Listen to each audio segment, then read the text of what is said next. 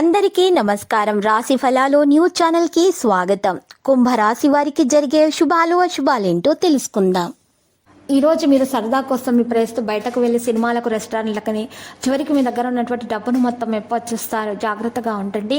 మీరు ఈ రోజు తెలివితేటలతోటి ప్రవర్తించాల్సినటువంటి రోజు. మీ కింద పనిచేసే వారు ఆశించినంతగా పనిచేయకపోవడంతో మీరు బాగా అప్సెట్ అయి ఉంటారు.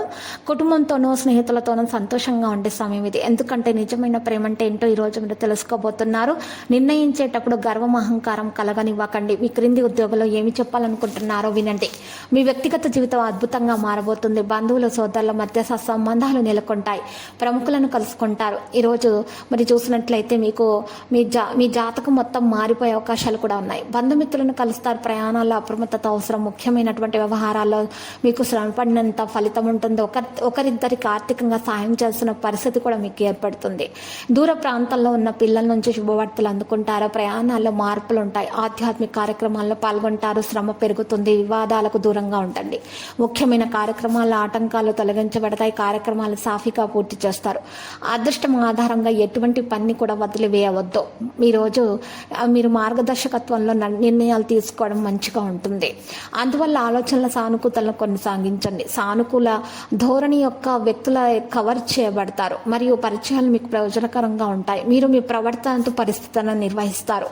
వాణిజ్య సంభాషణను బలోపేతం చేయండి. సహనం మరియు శాంతిని కొనసాగించండి. సాయంత్రం వివాదాలు అయితే ఉంటాయి. జాగ్రత్త. మీ యొక్క కోపాన్ని నియంత్రించుకోవాలి, లేకపోతే గొడవలు పెద్దదిగా ఏ సూచనలు కనిపిస్తున్నాయి. మరి ఈరోజు మీరు బిజీ సన్నాహాలు మీకు ఉంటాయి. ఏదైనా వ్యతిరేక పరిస్థితులు మీ కోపాన్ని నియంత్రించుకోవాలి. లక్కీ సంఖ్య 75. కలర్ అయితే రేగు.